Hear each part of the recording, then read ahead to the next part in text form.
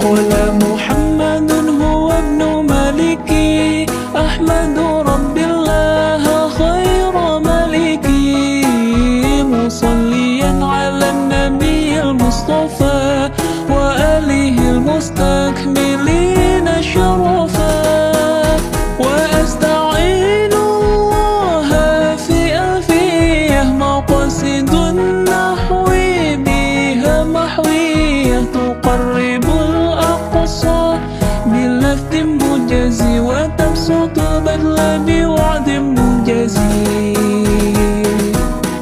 قل محمد هو ابن مالكي، أحمد رب الله خير مالكي، مصليا على النبي المصطفى وآله المستكملين شرفا، وأستعين الله في ألفية مقاصد النحو بها محوية تقرب الأقصى بلفظ موجز وتبسط بدل بوعد موجز.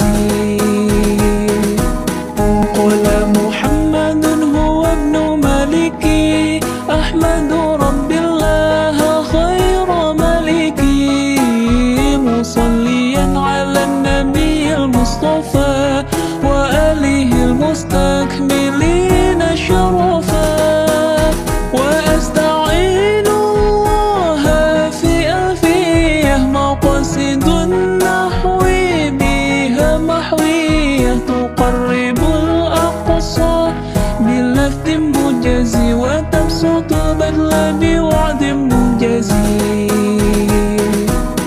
قل محمد هو ابن مالكي، أحمد رب الله خير مالكي، مصليا على النبي المصطفى وآله المستكملين شرفا، وأستعين الله في ألفية مقاصد النحو بها محوية تقرب الأقصى بلفظ موجز وتبسط بدل بوعد موجز.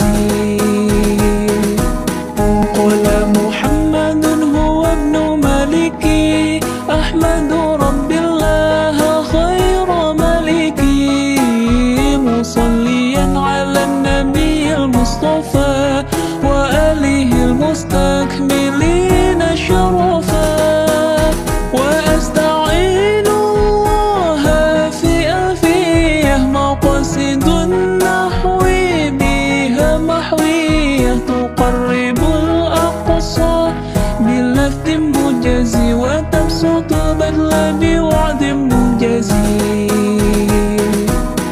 قل محمد هو ابن مالكي، أحمد رب الله خير مالكي، مصليا على النبي المصطفى وآله المستكملين شرفا، وأستعين الله في ألفية مقاصد النحو بها محوية تقرب الأقصى بلفظ موجز وتبسط بدل بوعد موجز. قل محمد هو ابن مالكي، أحمد رب الله خير مالكي، مصليا على النبي المصطفى وآله المستكملين شرفا، وأستعين الله في ألفية مقاصد النحو بها محوية تقرب الأقصى بلفظ موجز وتبسط بدل بوعد موجز.